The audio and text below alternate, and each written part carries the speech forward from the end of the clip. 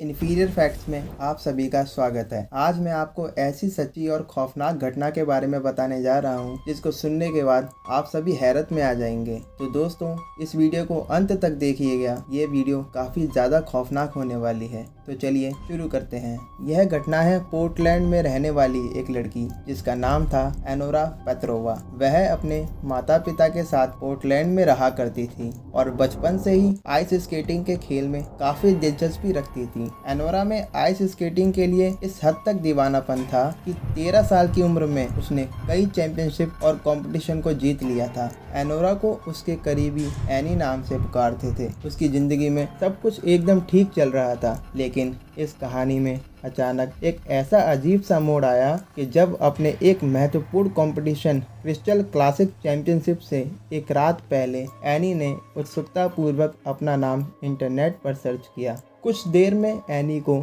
उसके नाम का एक विकिपीडिया पेज दिखाई दिया। जब एनी ने इस पेज को ओपन किया तो पाया कि उस विकिपीडिया पेज पर उसकी लाइफ से जुड़ी काफ़ी सारी जानकारियां दी गई थीं, जो कि बिल्कुल ठीक थी। उसी पेज में एनोरा के अचीवमेंट्स वाले सेक्शन में एनोरा को पोर्टलैंड क्रिस्टल क्लासिक चैंपियनशिप का विनर बताया गया था। लेकिन दोस्तों, सबसे अजीब बात यह थी कि यह कंपटीशन तो वास्तव में अभी हुआ भी नहीं था। एनोरा को लगा कि शायद उसके पिता ने उसका उत्साह बढ़ाने के लिए इस विकिपीडिया पेज को बनाया होगा। लेकिन जब उसने उस विकिपीडिया पेज के बारे में अपने पिता से पूछा तो उनके पिता ने बताया कि उन्होंने ऐसा कोई भी पेज नहीं बनाया है। अब वह अपने हर कंपटीशन से पहले उस विकिपीडिया पेज को विजिट करने लगी। उस विकिपीडिया पेज पर कंपटीशन के बारे में जो कुछ भी लिखा होता वह सब कुछ सही साबित होता जा रहा था। कई कंपटीशन को जीतने के बाद एनोरा के मन में तभी एक खुराफात ने जन्म लिया।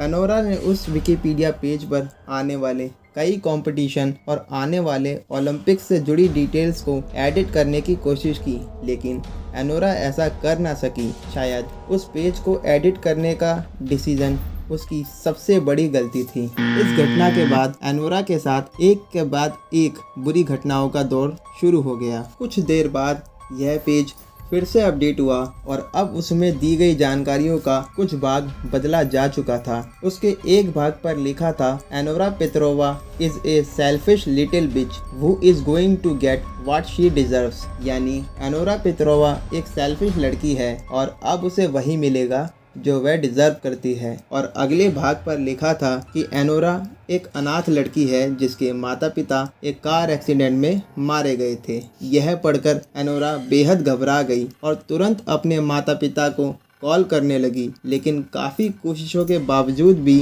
एनोरा का कॉल नहीं लगा। और अगले ही दिन एनोरा को खबर मिली कि उसके माता पिता का कार एक्सीडेंट हो गया है, जिसमें उन दोनों की मौके पर ही जान चली गई।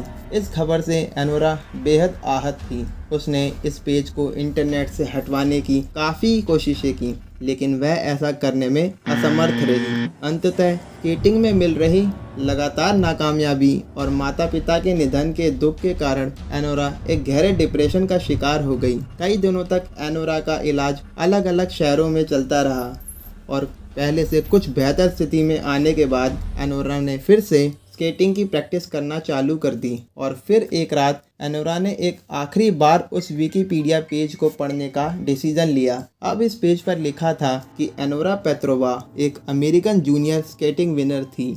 इस अनाथ की मृत्यु इसके लालच और अकेलेपन के कारण हुई। इसके कुछ दिनों बाद पुलिस को एनोरा की लाश उसके अपार्टमेंट में मिली। अपने कंप्यूटर के टेबल पर पड़ी एनोरा कई दिनों पहले ही मर चुकी थी। इसके पूरे केस के मामले में पुलिस ने बताया कि एनोरा ने उसके माता पिता के एक्सीडेंट वाली रात उन्हें कॉल किया ही नहीं था और ना ही उसने किसी विकिपीडिया पेज के बारे में इंटरनेट में कहीं भी कंप्लेंट की थी। पुलिस को एनोरा के कंप्यूटर में एनोरा द्वारा लिखा एक लेटर मिला जो उसने उसके कॉम्पिटिटर और उसके दोस्तों को लिखा था, जिसमें उसने उसके साथ घटे सारी घटनाओं का वर्णन किया था। लेकिन इस लेटर को एनोरा ने कभी अपने दोस्त को डिलीवर ही नहीं किया। तो आखिर ये सब क्या था? क्या ये सब एनोरा की मनगढ़ंत इमेजिनेशन थी? क्या एनोरा किसी मानसिक रूप से बीमारी का शिकार थी, या वाकई उसके साथ कुछ अकाल्पनिक घटना हो रही थी? जो कुछ भी था वाकई में ही बहुत ही रहस्यमय और हैरान कर देने वाला था। एनोरा की कहानी आज भी एक ऐसी मिस्ट्री बनी हुई है जिसे आज तक कोई सॉल्व नहीं कर सका और ना ही शायद आगे चल के कोई सॉल्व कर पाएगा। तो दोस्तों, इसी के साथ हमारी ये वीडियो समाप्त होती है। आशा करता हूँ आपको हमारी ये वीडियो ज़रूर पसंद आई होगी। हमारे चैनल को सपोर्ट कीजिए, शेयर कीजिए, लाइक कीजिए, सब्सक्राइब कीजिए और कमेंट करना ना भूलें। मिलते हैं अगले वीडियो में। वंदे मातरम।